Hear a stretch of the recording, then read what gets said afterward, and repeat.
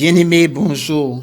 Bien-aimés, aimez-nous les uns les autres, car l'amour de Dieu et quiconque aime est né de Dieu et connaît Dieu. Celui qui n'aime pas n'a pas connu Dieu, car Dieu est amour. L'amour de Dieu a été manifesté envers nous, en ce que Dieu a envoyé son Fils unique dans le monde, afin que nous vivions par lui. Et cet amour ne consiste pas seulement, non point ce que nous avons aimé Dieu, mais en ce que qu'il nous a aimés et nous a envoyé son Fils comme victime expiatoire pour nos péchés. Bien-aimés, si Dieu nous a ainsi aimés, nous devons aussi nous aimer les uns les autres. Personne n'a jamais vu Dieu. Et si nous nous aimons les uns les autres, Dieu demeure en nous. Et si son amour est parfait en nous, nous connaissons que nous demeurons en lui et qu'il demeure en nous. Et ce qu'il nous a donné de son esprit, et nous avons vu et nous attestons que le Père a envoyé le Fils comme sauveur du monde. Celui qui confessera que Jésus est né de Dieu, Dieu demeure en lui et lui en Dieu. Et nous avons connu l'amour de Dieu a pour nous, parce que Dieu a de l'amour pour chacun de nous. Et nous devons le reconnaître que Dieu est amour. Il nous a donné son Fils unique afin que quiconque croit en lui ne périsse point. Dieu nous a envoyé Jésus. Dieu nous dit à travers son Fils qu'il nous aime. Et nous devons croire à l'amour de Dieu manifesté en Jésus-Christ. Cet amour qui est si grand, si miséricordieux, parce que Dieu est miséricordieux envers chacun de nous. Il n'y en a pas un être humain que Dieu n'aime pas. Quel que soit notre rang de société, quelle que soit notre vie, Dieu nous aime. Parce que Dieu nous a créés. Et chacun de nous, nous avons un objectif à atteindre avec Dieu.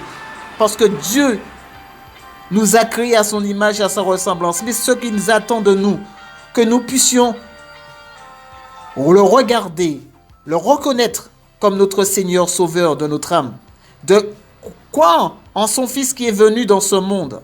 Et Dieu veut aujourd'hui que nous puissions croire en ce Jésus qui est venu en tant qu'enfant, en tant qu'humain, en tant qu'être humain, parmi nous, que nous, à chaque année, nous fêtons la naissance de Christ. Mais sachons que Jésus ne renaît pas de nous chaque année, mais il est vivant, il est assis à la droite de son Père. Il est en train d'intercéder pour chacun de nous, chaque être vivant de la terre, pour que nous puissions comprendre. Il y a un seul Seigneur, un seul jugement. Jésus-Christ est là, est venu pour nous sauver de tout ce que l'ennemi a contre nous, parce que l'ennemi a des accusations contre nous. Mais Jésus a déjà récupéré ces accusations en le clouant à la croix. Il nous fait comprendre qu'il a cloué ces choses à la croix. Aujourd'hui, il veut que nous puissions nous repentir, revenir à lui, revenir et le reconnaître comme sauveur de notre âme. Et nous avons connu cet amour que Dieu a pour nous. Et si nous avons cru en Dieu quand il nous a envoyé son Fils, et si nous croyons en ce Jésus que Dieu nous a envoyé, que cet amour que Dieu nous a donné à travers son Fils unique, et que nous aujourd'hui, nous demeurons dans cet amour, alors à ce moment-là, Dieu demeure en nous et Dieu demeure en chacun de nous. Tel que nous sommes ainsi dans ce monde, c'est en cela que l'amour est parfait en nous, afin que nous ayons de l'assurance au jour du jugement. La crainte n'est pas dans l'amour. Sachons que la crainte ne vient pas de Dieu. Mais l'amour parfait bannit cette crainte. L'amour de Dieu, cet amour parfait de Dieu bannit la crainte qui est en nous et nous transmet l'amour de Dieu. Car la crainte suppose un châtiment. Mais celui qui craint n'est pas parfait dans l'amour. Car nous l'aimons parce qu'il nous a aimés le premier. Si quelqu'un dit « j'aime Dieu » et qu'il haït son frère, c'est un menteur. Et celui qui n'aime pas son frère, qu'il voit, comment peut-il aimer Dieu qui ne le voit pas? Comment pouvons-nous dire que nous aimons Dieu? Comment pouvons-nous dire que nous aimons un Dieu invisible que nous n'avons jamais vu? Parce qu'il nous a dit une chose. Chacun de nous avons Jésus-Christ en nous et nous devons laisser Jésus-Christ nous transformer. Et si nous disons que nous aimons Dieu, nous devons nous aimer les uns les autres. Nous devons partager cet amour. Croire que Dieu, de la même manière qu'il nous a créé l'autre.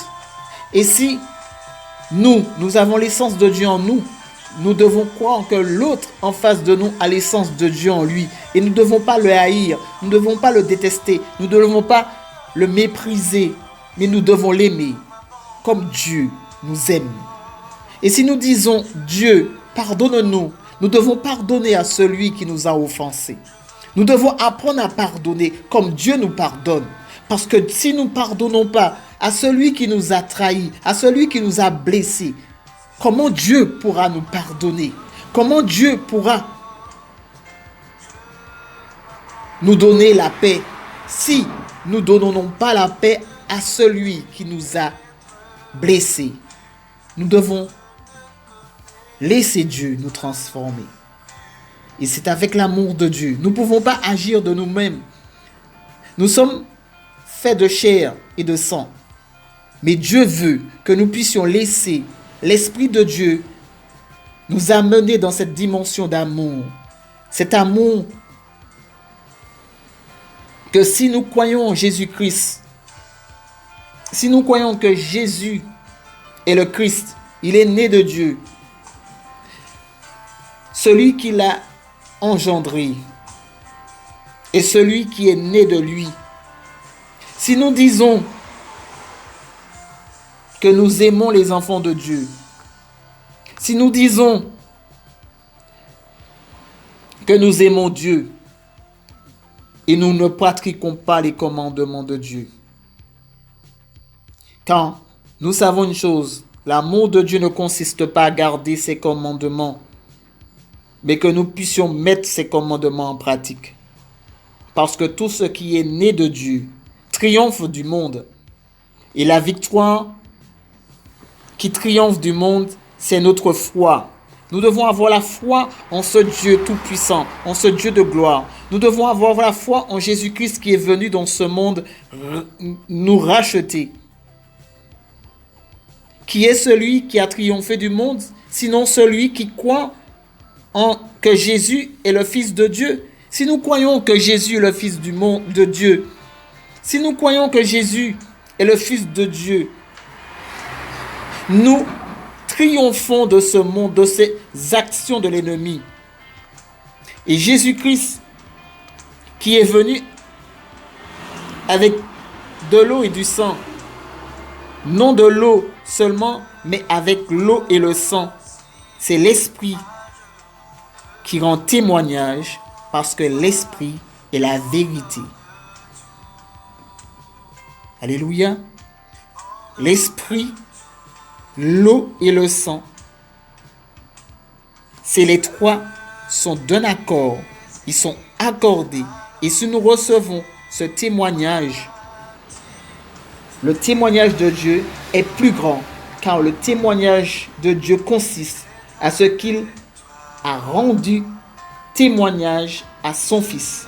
Et celui qui croit en Fils de Dieu a ce témoignage en lui-même, et celui qui croit en Dieu ne le fait pas menteur,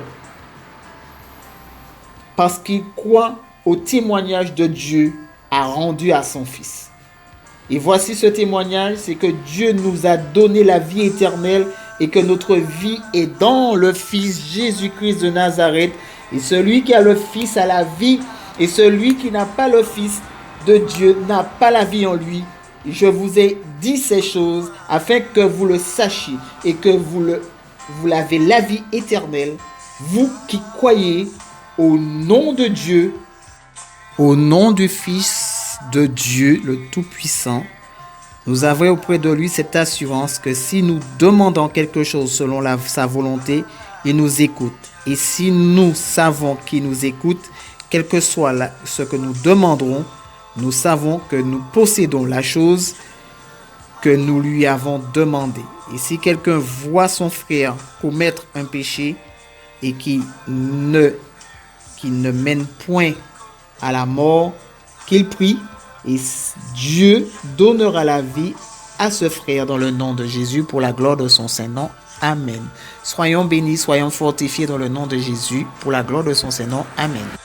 Selon 1 Jean 4 et 5 dans le nom de Jésus.